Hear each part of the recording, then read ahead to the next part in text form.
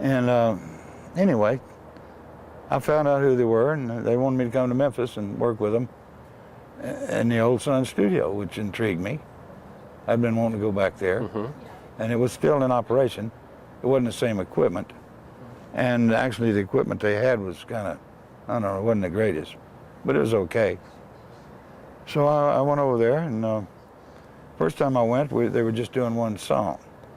It was part of a tribute to Woody Guthrie. So they were doing a song that he had written and recorded called Jesus Christ. And that's the one I worked with him. And then, I don't know, a month or two later, they called me back and wanted to know if I'd come over again. And they said they wouldn't do anything unless I could come over.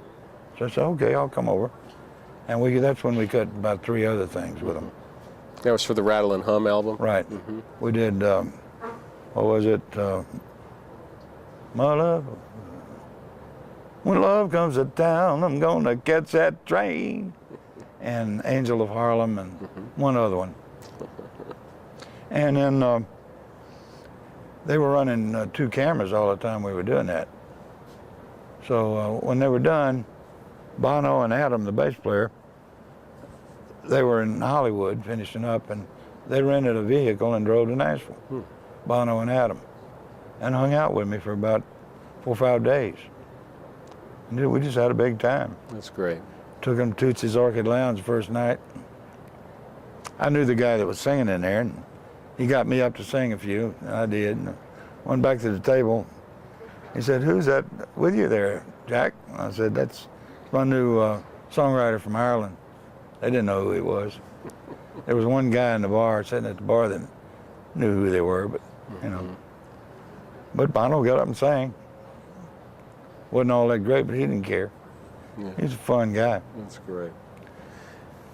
Well, Jack, on the way out, when they left town, we had to take them out and lead them out on the freeway.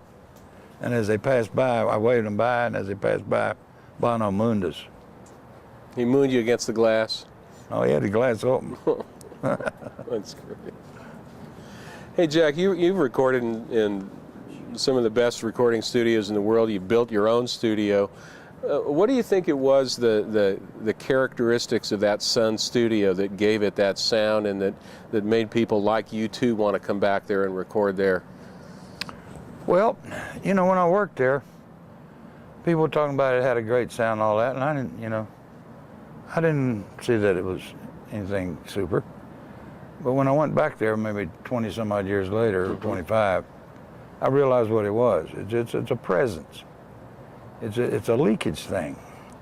There's a lot of leakage, but it's a good kind of leakage.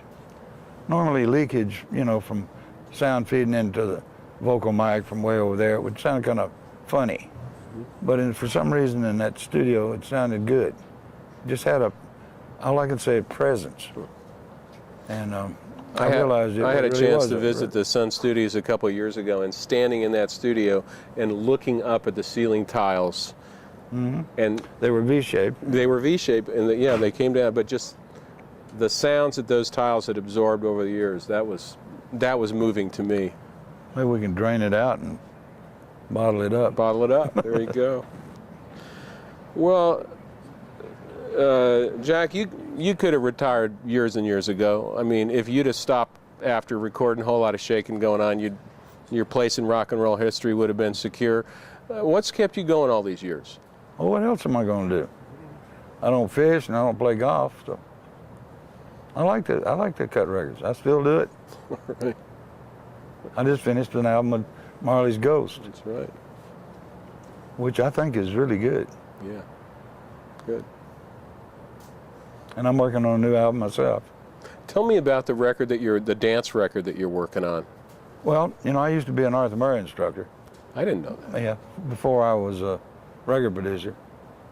Before I went to college in Memphis, after I'd come back from D.C. and Boston, I found out I could learn to teach dancing. I was a non-dancer, but I went to this training class for 6 weeks, and I'm a dance instructor. And I was good. You know, I had good rhythm. And yeah, sure. I'd been in the Marine Corps drill team, so I knew a little bit about my left and my right, and my head from my glove and all that. Yeah. And I had good, you know, I'd played a lot of dances. So I got good at it in about 6 weeks, and I did that for about 6 months. Then I got tired of it, left. But I still dance, and I still know what's danceable. So your album, the album that you're working on, it's got mambo and No mambos. I don't do cha-cha, you mambo. got I don't salsa? No cha-cha, no. Rumbas, Rumbas? sambas, tangos, a couple of polkas, foxtrots, waltzes, and maybe a little jitterbug or right. swing. I don't do mambo. I don't like mambo. All right. It's jerky. Well, we'll look for that coming out. I hope so. Thanks for I've being been with working on us. it 3 or 4 years. I'm gonna get back to it Well, as soon as I get back to Nashville. all right. Thanks for being with us, Jack. Thanks for having me, man. You bet. All right. Don't like it, but I guess things happen that way. I don't like it, but I guess things happen that way. I don't like it, but I guess things happen that way.